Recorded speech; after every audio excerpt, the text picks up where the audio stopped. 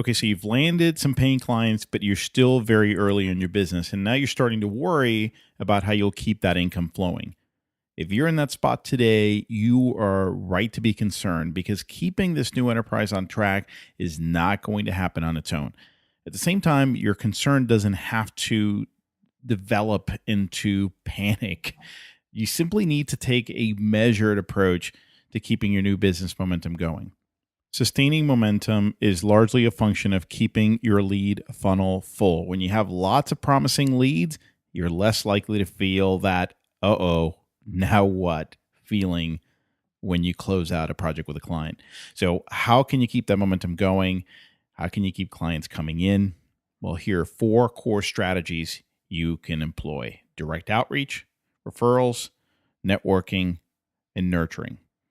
We're going to talk about those in this video. Now, I'm not suggesting you take on all 4 of these strategies at once.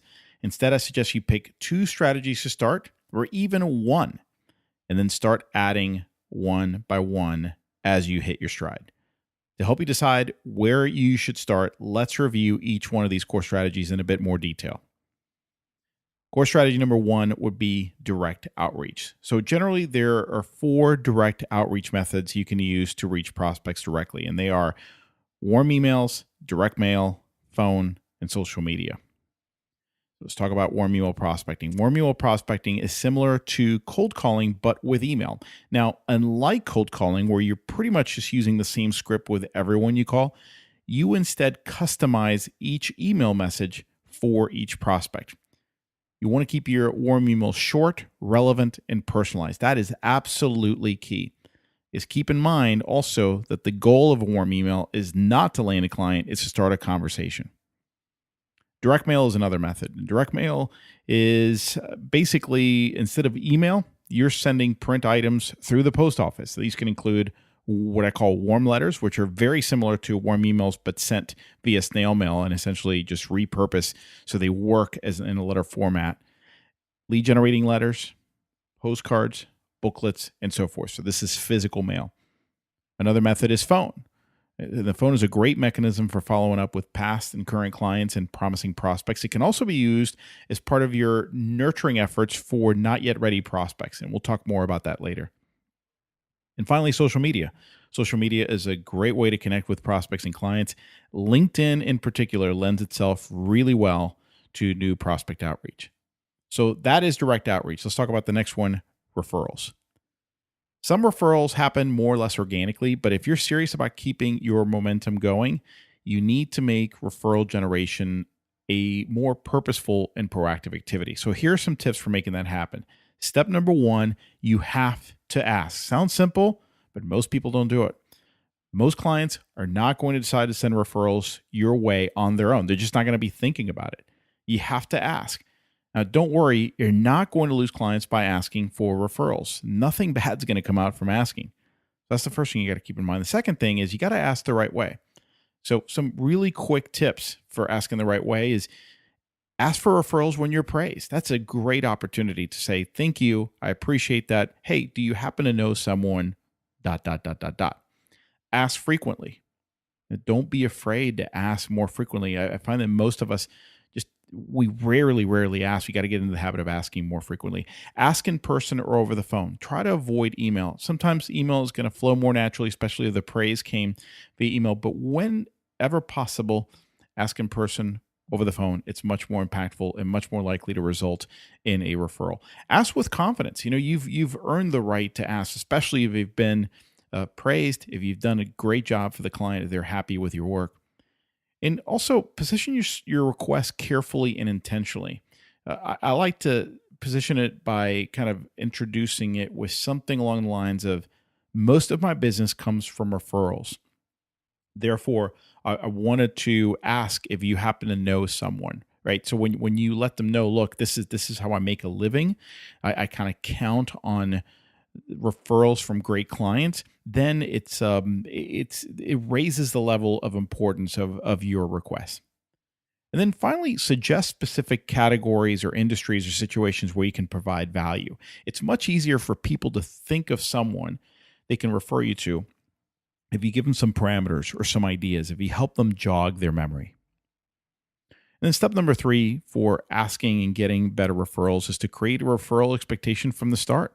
Set that expectation early in the relationship with a client that you're going to ask for referrals at some point. For example, you could say something to the effect of, many of my clients refer me to others.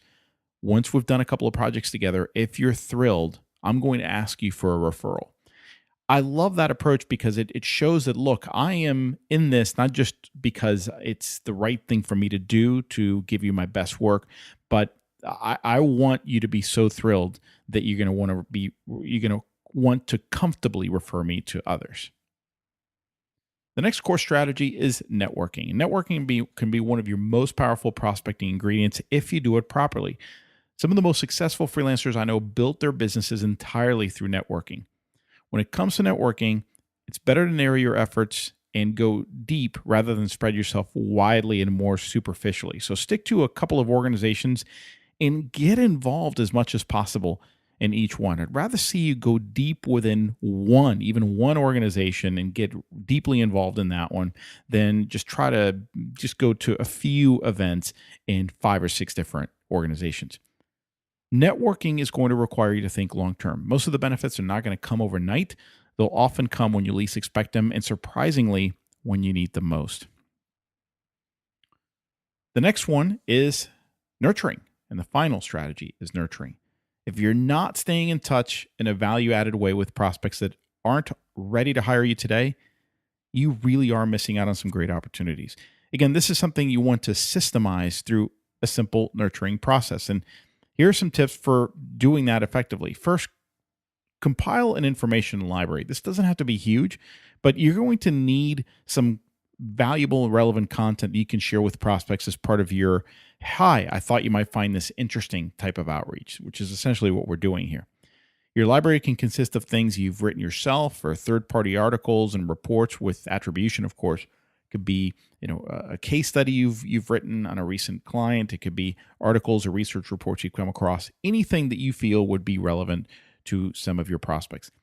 Now, don't delay implementing a nurturing strategy because you don't have a library of materials. You can always build as you go. In fact, many people work better that way. I typically do. Also, use multiple forms of media. So vary the medium you use to communicate with your prospect. Don't just use email. Mix in some snail mail, some phone calls in as well. I like to just sometimes even print an article and fold it, put it in an envelope, and send it out. That people notice that kind of mail. Don't be afraid to send the occasional book. Who ever gets a printed book? It's a nice surprise. It will help you stand out, especially if this is a prospect you really want to do business with at some point.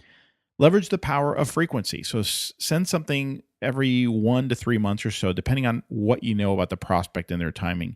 And keep your messages and information relevant. It's okay to send the same thing to a few different prospects. In fact, that's very common, but just make sure that it's relevant to each specific prospect.